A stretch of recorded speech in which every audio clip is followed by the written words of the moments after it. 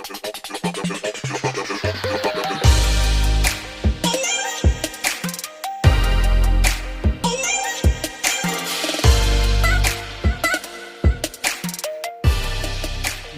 my YouTube channel. Today we'll discuss about the polynomial, which is second chapters of 9th class maths CBSE board. सबसे पहले हम उसकी concept को समझेंगे और कॉन्सेप्ट के आधार पे, कॉन्सेप्ट के बेस पे ही हमारा जितने भी सम है वो इजीली वे में आपको फाइंड आउट हो जाएगा. तो टाइम को वेस्ट नहीं करते हुए हम आगे चलते हैं सीधा. पॉलिनोमियल होता क्या है, इसको सिंपल वे में समझना है, इसको क्रैमिंग नहीं करना है, हमें इसको अंडरस्टैंड करना है. पॉलिनोमियल होता क्या है? The polynomial is express as a form of constant and variable. कोई भी जिसको हम कांस्टेंट एंड वेरिएबल्स के रूप में रिप्रेजेंट करते हैं वही हमारा पॉलिनोमियल्स होता है. As like 3x, 2x square, 5x plus 3, ये सारे दीज आर पॉलिनोमियल, ये सभी हमारे पॉलिनोमियल्स है. देखो यहाँ पे 3 कांस्टेंट है, x हमारा वेरिएबल है, 2x स्क्वायर ये भी हमारा कांस्टेंट एंड वेरिएबल है, इसमें भी हमारा कांस्टेंट एंड वेरिएबल है. It's mean polynomial is expressed as a form of constant and variables number. हाँ चलो, अगर बाय द वे केवल x स्क्वायर लिखा हुआ है या फिर केवल x लिखा हुआ है, अब आपको होगा कि सर इसमें कांस्टेंट कहां है? Yes, constant already also including with x. इसमें यहां पर 1 छिपा होता है. क्या छिपा होता है? हमेशा 1. इट्स मीन कि हम केवल अगर x भी लिखा हुआ है तो भी एक हमारा ये पॉलिनोमियल्स का पार्ट है. लेकिन अगर इसमें हमारा इक्वल टू करके दे दे, अगर मान लो कि ये 5x प्लस 3 दिया हुआ है, दिस इज द पॉलिनोमियल. अगर इक्वल दे दिया यहां पर, that is equal to 0, it's mean इसके 2 पार्ट हो गया, LHS and RHS. That it is not only a polynomial, it is a equation.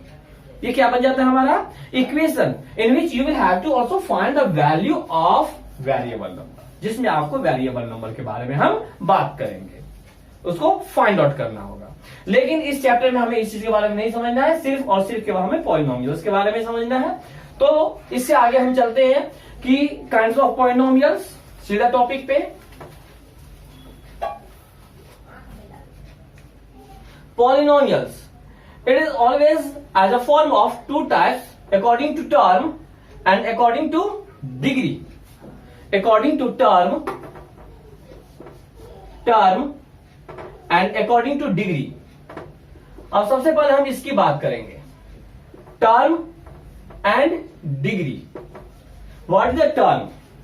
Term जिसमें हमारे उसकी पोजीशन के बारे में बताइए कि कितने उसमें वेरिएबल, कितने इसमें हमारे पॉलिनोमियल्स है, कितने टर्म्स है उसमें. एंड लाइक चलो इसके बारे में हम बाद में फिर बात करते हैं, पहले हम डिग्री देख लेते हैं. अब ये डिग्री क्या होता है? तो डिग्री में होता है कि maximum power of variables number. जो वेरिएबल का जो मैक्सिमम पावर होता है वही उसका डिग्री कहलाता है. तो ये किस प्रकार से होता है इसको हम आगे जब हम बताएंगे आपको क्लैरिफाई हो जाएगा. तो देखो, अकॉर्डिंग टू टर्म हम देखते हैं पहले. According to term these are 3 types. ये टर्म्स के अकॉर्डिंग हमारा 3 टाइप्स का होता है. अकॉर्डिंग टू टर्म एक होता है हमारा सबसे पहले monomial.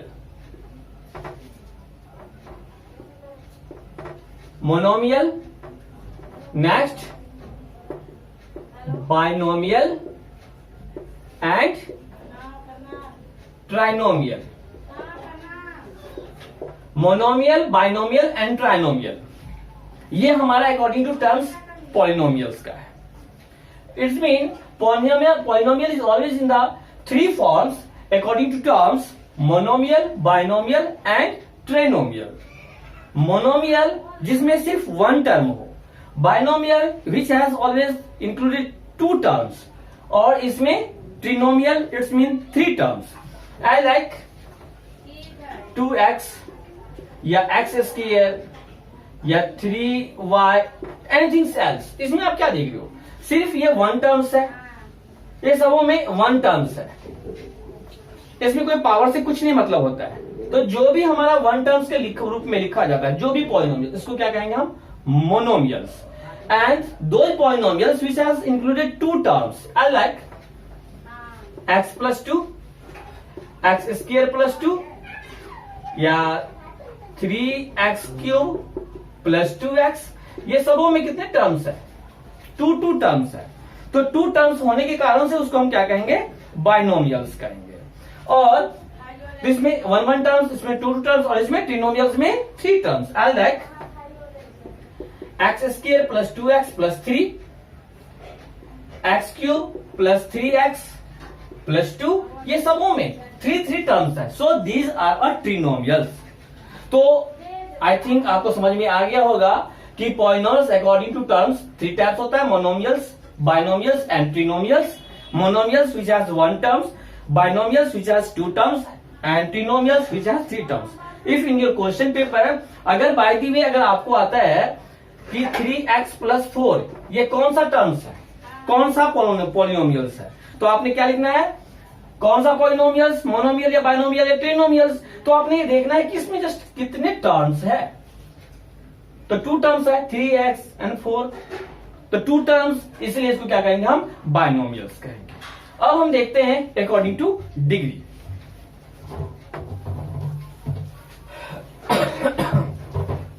According to degree it is also 3 types degree. According to degree it is also 3 types. First is linear, second is quadratic and third is cubic. Linear, quadratic and cubic. It is not dependent on the terms.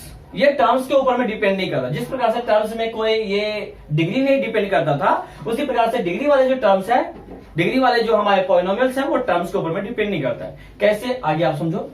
जैसे कि यहाँ पर लीनियर्स according to degree हम पढ़ रहे हैं, तो linear polynomial वो होता है जिसका डिग्री 1 हो, इसमें मैक्सिमम पावर 1 होना चाहिए वेरिएबल का। क्वाड्रेटिक, इसमें डिग्री हमारा 1 होना चाहिए, इसमें डिग्री 2 होना चाहिए, इसमें डिग्री 3 होना चाहिए। अगर मैक्सिमम पावर 2 होता है, इसको हम क्या कहेंगे? क्वाड्रेटिक। अगर मैक्सिमम पावर 3 हुआ किसी भी पॉलिनोमियल्स का, इसको हम क्या कहेंगे? Cubic. I like x plus 2 या केवल y या 2z। हम क्या देख रहे हैं यहां पर कि जो वेरिएबल नंबर जो x है, इसका पावर कितना है? कुछ भी नहीं लिखा है। इट्स मीन 1 इज कंसील्ड, 1 छिपा हुआ है, तो इसलिए इसको क्या कहेंगे हम? It is belongs to a linear polynomials. y यहां पर भी 1 छिपा हुआ है, 2z, 2 को तो हमें देखना नहीं है, हमें z को देखना है, बिकॉज वेरिएबल नंबर का पावर होना चाहिए। तो वेरिएबल जिसमें वहां पर पावर 1 छिपा हुआ है, so we call that these all examples are linear polynomials. Now quadratic,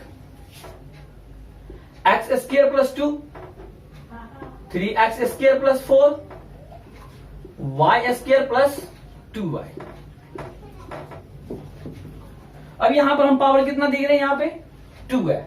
maximum power x की पावर मैक्सिमम 2 है, यहां पर भी x की पावर मैक्सिमम 2 है, यहां पर y की पावर मैक्सिमम 2 है। तो इसलिए हम क्या कहेंगे कि ये सभी के सभी हमारा क्वाड्रेटिक पॉलिनोमियल, बिकॉज डिग्री यहां पर कितना है? यहां पर 2।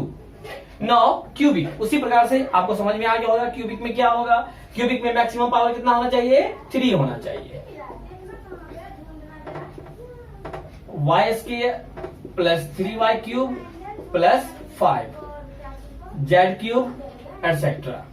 ये सभी के सभी यहां पर हम क्या देख रहे हैं? यहां पर मैक्सिमम पावर 3 है, यहां पर मैक्सिमम पावर 3 है। हमने इसको इसमें यहां पर क्यों लिखी? क्योंकि कभी कभी बच्चों को कंफ्यूज करने के लिए ये आगे पीछे कर दिया जाता है। तो नेवर यू कंफ्यूज, आपने सिर्फ मैक्सिमम पावर को ध्यान दो। B consider on the greatest numbers of power. Greatest power is your degree.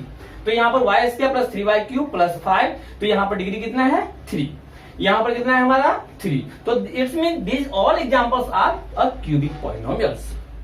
और आपको समझ में आ गया होगा कि according to terms, according to degree, हमारा जो पॉलिनोमियल्स होता है वो 3 फॉर्म्स होता है according to terms. Now we repeat again, आप सभी एक बार याद करो। टर्म्स के अकॉर्डिंग 3 टाइप्स होता है, मोनोमियल्स, बाइनोमियल्स, ट्राइनोमियल्स।